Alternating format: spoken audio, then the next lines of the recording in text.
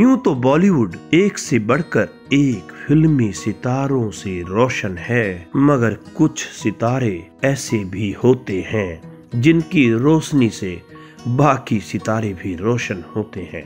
उन्हीं में से एक सितारा है Dilip Kumar. Sorry gentleman, I am late. बोलिए, क्या सेवा कर सकता हूँ? दिलीप कुमार का जन्म पेशावर में 11 दिसंबर 1922 को एक पठान परिवार में हुआ था। परिवार ने नाम दिया यूसुफ खान। छोटी उम्र में ही ये परिवार के साथ पूना आ गए और बाद में मुंबई में फलों की दुकान करने लगे। फलों की उसी दुकान पर यूसुफ खान पिता का हाथ बटाया करते और पिता व यूसुफ बारी बारी से दुकान संभाला करते। उसी दौरान संयोग से बॉम्बे टॉकीज की मालकिन और मशहूर अभिनेत्री देविका रानी फल खरीदते हुए सजीले नौजवान यूसुफ को देखकर प्रभावित हो गई और उन्हें फिल्म में काम करने का ऑफर दिया और इसके साथ ही 1250 रुपए महीने के मासिक वेतन पर उन्होंने बॉम्बे टॉकीज ज्वाइन कर लिया, जो उस समय एक बहुत बड़ी रकम थी। 1944 में उनकी पहली फिल्म ज्वार भाटा रिलीज हुई और देविका रानी के कहने पर उन्होंने अपना स्क्रीन नाम बदलकर दिलीप कुमार रख लिया। ज्वार भाटा फिल्म नहीं चली और इसके बाद उनकी 5-6 और फिल्में आई और फ्लॉप रही। लेकिन 1947 में आई फिल्म जुगनू ने इनको पहचान दिला दी और 1949 में आई अंदाज ने इनको बड़ा सितारा बना दिया। अंदाज में नरगिस के साथ राज कपूर भी इनके सह कलाकार थे। मैं आज यहाँ से जा रहा हूँ राजन बाबू, मगर जाने से पहले ये गलतफहमी दूर कर देना चाहता था। इसके बाद 1950 में आई जोगन व बाबुल, 1951 में आई हलचल, दीदार व तराना, 1952 में संगदिल, आन व अमर, 1953 में शिकस्त, 1954 में उड़न खटोला और 1955 में आई आजाद व देवदास जैसी फिल्मों ने एक के बाद एक सफलताएं अर्जित की। देवदास तो आज भी भारत की सर्वकालीन कल्ट फिल्मों में मानी जाती है। देवदास में अपने अभिनय के कारण वे ट्रेजेडी किंग कहलाने लगे। कौन कमबख्त है जो बर्दाश्त करने के लिए पीता है। अब दिलीप कुमार भारत के सबसे बड़े फिल्म स्टार कहलाने लगे थे और उस समय की सबसे बड़ी अभिनेत्री मधुबाला के साथ उनका अफेयर खूब चर्चा में था। मधुबाला से पहले वैसे उनका नाम कामिनी कौशल के साथ भी जोड़ा जाता था। मधुबाला के साथ उनका अफेयर मधुबाला के पिता को मंजूर नहीं हुआ और इसी बीच B.R. चोपड़ा की फिल्म नया दौर में मधुबाला के पिता ने मधुबाला को आउटडोर शूटिंग में भेजने के लिए मना कर दिया, जिसके कारण B.R. चोपड़ा ने मधुबाला को निकालकर वैजयंती माला को फिल्म में ले लिया। मगर मधुबाला के पिता ने नया दौर फिल्म के लिए B.R. चोपड़ा से लिया हुआ एडवांस वापस नहीं किया और मामला कोर्ट तक जा पहुंचा। दिलीप कुमार ने मधुबाला के पिता के खिलाफ B.R. चोपड़ा के पक्ष में गवाही दी और इसके साथ ही मधुबाला से उनका 5 सालों से चला हुआ अफेयर टूट गया।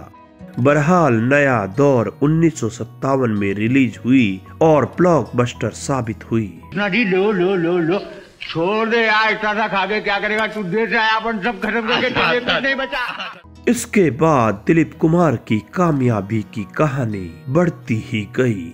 1958 में आई मधुमती व 1959 में आई पैगाम बहुत बड़ी हिट रही। 1960 में दिलीप कुमार की फिल्म मुगले आजम ने तो भारत में अब तक की सारी कामयाबी के रिकॉर्ड तोड़ दिए थे। पापा कहे मैं कनीज मैं आज बुलंदी और पस्ती की ये दीवार गिरा देना चाहता हूँ। 1961 में उनकी फिल्म गंगा जमुना का उन्होंने अभिनय के साथ निर्देशन भी किया और गंगा जमुना भी अपने जमाने की बहुत बड़ी कामयाब फिल्म साबित हुई। हे भगवान, तुम हम पे बहुत कृपा की हो, हम पे बहुत कृपा की हो भगवान। 1964 में लीडर, 1966 में दिल दिया और दर्द लिया कामयाब हुई और 1967 में आई राम और श्याम भारत की पहली ऐसी फिल्म थी जिसमें कोई अभिनेता डबल रोल में नजर आया। फिल्म सुपर हिट रही।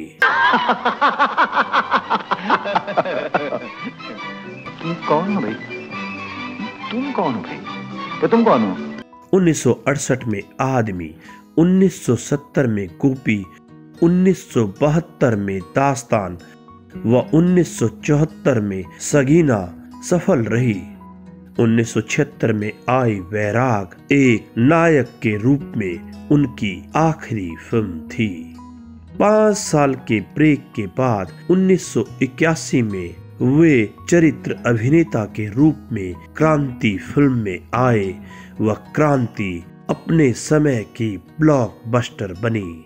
समंदर के नीले पानी को हम अपने खून से लाल कर देंगे, मगर किसी को काले पानी नहीं जाने देंगे।